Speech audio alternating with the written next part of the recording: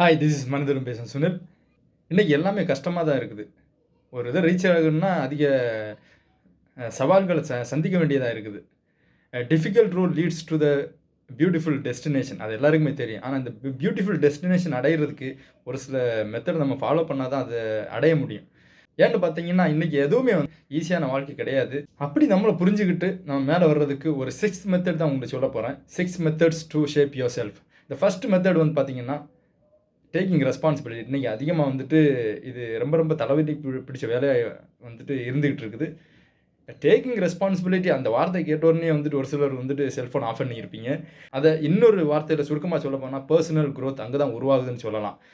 ஏன்னா taking responsibility அப்படின்னு சொல்லும்போது டேக்கிங் ஓனர்ஷிப்னு சொல்லுவாங்க. அதாவது நம்ம ஓன் பண்ணால் தான் அச்சீவ் பண்ண முடியும். இதுதான் நம்ம ஃபஸ்ட்டு மெத்தட்.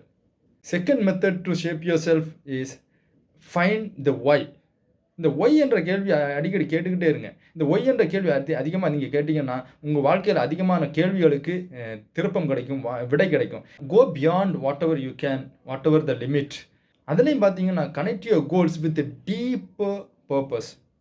அதுக்கு மேலே நீங்கள் யோசிக்கணும்னா இந்த ஒய் என்ற கேள்விக்கு விடை கிடைக்கணும்னா கிரியேட் அன் ஆம்பியன். அதாவது கேள்வி கேட்கக்கூடிய ஆம்பியனை உங்களுக்குள்ளாலே உருவாக்குங்க. உங்களுக்கு அதிகமான கேள்விக்கான ஆன்சர் கிடைக்கும். தேர்ட் மெத்தட் பார்த்தீங்கன்னா கிரியேட் அ எம்பவரிங் பிலீஃப்.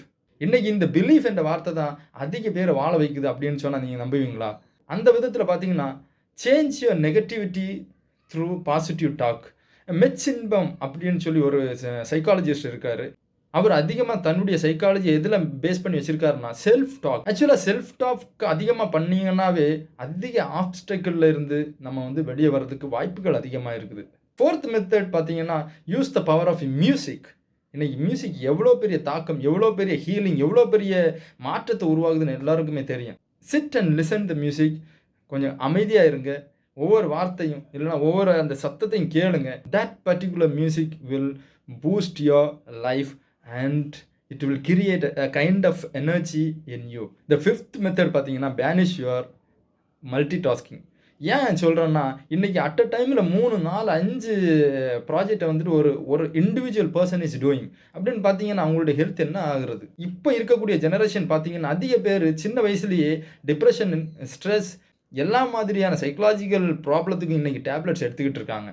ஆக்சுவலாக பார்த்தீங்கன்னா இப்போ ஏற்பட்ட வேலை செய்கிறதுனால நம்மளுடைய செல்ஃப் மோட்டிவேஷன் அப்படியே கீழே டவுன் ஆகுதுன்னு சொன்னால் நம்புவீங்களா? The last method is visualise your self motivation. இது இன்றைக்கி ரொம்ப ரொம்ப அடி வாங்கிட்டு இருக்குது. எல்லாருமே நான் தான் அப்படின்னு ஓடிக்கிட்டு இருக்காங்க. ஆனால் உள்ளே போய் நம்ம யாருன்னு இன்ட்ராஸ்பெக்ட் பண்ணுறது யாருமே இல்லை. யாருமே காண்டம்ப்ளேட் பண்ணுறது கிடையாது. யாருமே செல்ஃப் இவாலுவேட் பண்ணுறது கிடையாது. When we do so we will come to know who we are. So self மோட்டிவேஷனுக்கு முக்கியமானது என்னன்னா அந்த ஆக்ஷன் தான். நம்ம எடுக்கக்கூடிய ஒவ்வொரு ஆக்ஷனும் ரொம்ப ரொம்ப முக்கியமாக இருக்கணும். அது நமக்கு உடல் ரீதியாகவும், மன ரீதியாகவும், சமூக ரீதியாகவும் நமக்கு அது நல்ல ஒரு தாக்கத்தை உருவாக்கணும். அப்படி இருந்தால் மட்டும்தான் நம்மளுடைய வாழ்க்கையில் நம்ம நினச்சதை அடைய முடியும். ஆக்சுவலாக your goal should reached by your visualization and action. Hope you understand these 6 methods to shape yourself. Thank you.